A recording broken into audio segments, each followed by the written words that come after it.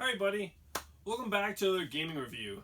So it's that time of the year, Halloween, a few days back, and about this past week or so I ended up playing Castlevania Lords of Shadows.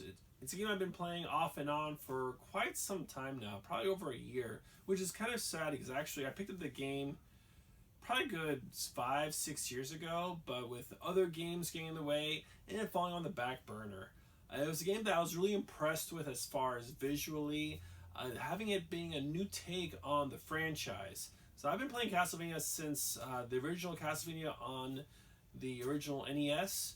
My first experience was actually playing at an arcade at a Chuck E. Cheese or Showbiz Pizza at the time. So that's really got me to fall in love with it. And the first one I ever picked up was Castlevania 2 Simon's Quest. And that was my first inkling as far as Castlevania, this broad open game, being able to explore different locations, picking up all sorts of different items to use in your quest to fight off Dracula. What was interesting about this game was that, unlike prior Castlevania games, that this was the first game that actually was developed by Mercury Steam. So what ended up happening was that Konami wanted to do a reboot with Castlevania. The 3D versions of the game had not been doing as hot as the prior 2D versions that we had seen more recently on the Game Boy Advance. And the side-scrolling traditional Metroidvania style of gameplay was one that has always sold well. However, it didn't necessarily translate towards a generation of consoles that were based firmly upon a 3D environment. Now, personally, I really enjoyed playing Castlevania on the PS2 and the original Xbox. I think Lament of Innocence was fantastic. Curse of Darkness didn't review as well, but I thought it was really interesting as far as the gameplay goes and the characters involved. And it's really neat to see them within the new Netflix series as far as seeing those characters brought back. So if you like Castlevania like I do, go ahead and check out the Netflix series. There's another season coming up. So season 1 was really short, season 2 was a little longer, and season 3 is supposedly coming out at some point, whenever Netflix decides to release it. Well, anyways, delving back into Castlevania Lords of Shadows. So definitely different gameplay entirely. Mercury Steam, which is a Spanish development house, was one that Hideo Kojima of Metal Gear Solid fame, Konami history, decided to hire on to work on making this new Castlevania game. So I decided to go ahead and pick it up on Steam some time back. I figured I already had it digitally on the Xbox 360, Xbox One. However, based on my kids always hogging the television set, I figured they're not going to mess with it on the PC. So I was able to go ahead and play the game, finally play it through to completion after such a long period of time. And let's take a look at some of the gameplay, and I'll talk a little bit about it and give my thoughts on it and see how it compares with other Castlevanias and see how this one sets itself apart from others. So, let's find out. Alright, starting off with Castlevania Lords of Shadow Ultimate Edition. So, I think what comes out just from the first respects is taking a look at the initial title screen. It shows a lot of foreshadowing. Looking at the mask on the cover of the book, it's more than just simply this beautiful art design. I think something really comes down to appreciation by the writers of this story, of something to look forward to in the game story. You look at the detail of the book, the art design, it's really great. It goes without saying that it really shows what the care they put into the game. You take a look here as far as they put each chapter of the story into different pages within the book. And as you can see, I'm scrolling through, this is actually additional DLC content, which is what made it the Ultimate Edition. This is actually after the final boss fight of the main storyline. And so you get to scroll through after you beat the game, going from one chapter to the next if there's certain things you perhaps missed. If you take a look to see, certainly on the page you see, like, for instance, magical items, weapon upgrades, and so forth. I'm not a completionist. I'm really all about trying to play the game, trying to get as much story. Mankind faces ruin and despair. I mean, what more can be said about the world is narration changing, from Patrick Stewart? Yet I mean, hope remains in the hearts of the people. Patrick Stewart on Star Trek: We The go Next about our Generation, daily lives never knowing the great, forces that can change our character, destinies forever. his, intonation, We his are great oblivious, diction, ignorant enunciation, like sheep to pronunciation. the What more can slaughter. be said? And This it really brings out as in the far year as of our this Lord narration of the story 1047 that marks the writers beginning try to of our bring journey across with together. regards to this is a A new journey chapter in the telling into of darkness, Castlevania, a new origin madness. story. I So taking a look at this watch him origin from story, the shadows. we want to have some Is sort he of the one? motivation. In He the has old come days, far 8-bit already, generation, but he will be 16-bit, tested. there wasn't as Tested much to the as very far as limits a of human storyline to bring endurance people and in. I think the beyond. best idea as This far as night trying he to provide rides a looking for the old motivation for the gods, player had to armed come with an from amulet Chino that has Rondo, led so him PC here. Engine, Tonight, Castlevania he Dracula will X, begin and his then journey we got to see into that as a oblivion. follow-up story in Castlevania Symphony of the Night, which we saw on the PlayStation 1 and the Sega Saturn in Japan. And so they utilize this method of providing transitions between chapters. And so I think as far as they utilize a good cinematic effect, good storyline, motivations, transitions between the chapters. And this is definitely brought forth really well with regards to both the music, which is really engaging. The composer for this game is Oscar Araujo. I may have mispronounced it, but this is the composer for Mercury Steam who created the soundtrack, which is quite different. We got used to listening to Michiru Yamane, who had been doing it ever since I believe the 16-bit generation of games. I could be wrong. It may have been actually Castlevania Symphony of the Night. Correct me if I'm wrong on the comments field. But as far as the the music, which I think is really important with regards to trying to create an environment that helps provide a lasting memory to gamers. When it comes to the Castlevania soundtracks, the music, it's always been something that's timeless. You see so many cover bands playing the music and so forth. Going back as far as my gaming history, the very first soundtrack I ever purchased for any game whatsoever was actually the soundtrack for Castlevania Symphony of the Night. So as we look here and such, there's really good art direction. It's a very cinematic effect. So not taking anything away as far as from the more Japanese developed games.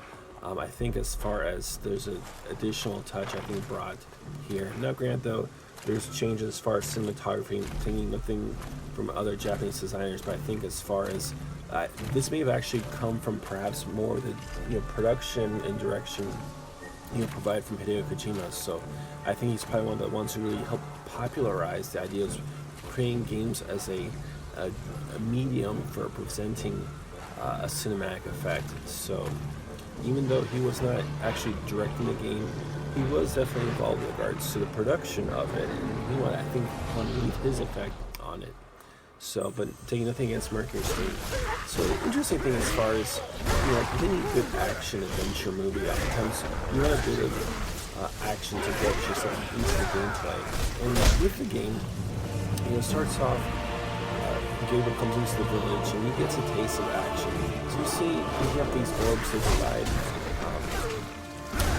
It fills up the gauges. So you see the bomb left and right hand corners, the blue and red gauge, and you learn more about that as the game progresses. I'm not going to go into that for fear of a spoiler. But it's interesting how they use this opportunity to present an effect to where you have this cinematics that brings you into the story, gives you character motivation as far as why he's bothering to fight, why are you even playing this game, why is this guy on horseback through the rain going to this old, abandoned, forgotten village, perhaps, to fight. Then we transition to more cinematics, fight, greater effect as far as man versus beast, predator versus prey, and so definitely as far as this. Style from past generation, you have to see more of these quick kind of bands. You press the button quickly. It's very apparent. One thing that's into this style of gameplay, I'm personally am a fan of it, is that it reminds me of old school days of Rage, where you have to learn the pattern recognition so you know how to dodge the enemies. So they definitely do a lot of this. It's probably not as various like Dark Souls, but definitely as far as the enemies you fight, they're not as varied and certainly as far as the attack patterns. It's definitely learning the attack patterns and then learning to do with it. Now here's one thing that you see. It shows that there's a long log that lights up bright white. So definitely as far as the game realizes this is an opportunity to do as far as a later stage with a boss fight to say, hey, this is something to use, for defeating the enemy. And so there's one other aspect they also use is this targeting reticle. It's almost like a big bullseye that starts shrinking in. And so it ends up happening that if you don't do it properly, like you saw my character, Gabriel was attacked, he had to fight off beast, but time in the proper way, you grab the log and you impale the creature, and so that helps lead to another cinematic. And so looking at the game, it's one thing is that they use a lot of cinematics, and I think sometimes it takes away from the immersion of the game. I thought is in terms of games like Dark Souls, where there's not as much cinematics, and sometimes you kind of lose this battle rhythm if you're going to go from all this action and then into another cinematic. I am Gabriel. One thing that's not as I have traveled here seeking the Guardian of the Lake. At least from the scene, you are from the Order? Oftentimes you're They dealing sent with you. the camera. So, with regards to the camera, it's one thing to where we see this time and time again is that it's difficult to have an almost perfect camera. I think perhaps the best one had to have been from perhaps Resident Evil 4 is probably the best one I ever saw the implementation of camera to where you use the best effect to where you're not fighting not just the enemies but also the camera. So I was really impressed with for the most part how the game played. There were times when I thought that not necessarily need for more hand holding, but I thought sometimes that the game didn't flow as well, that some movements weren't as intuitive, but overall I thought it was a great gaming experience, so definitely worth checking out. So what'd you think?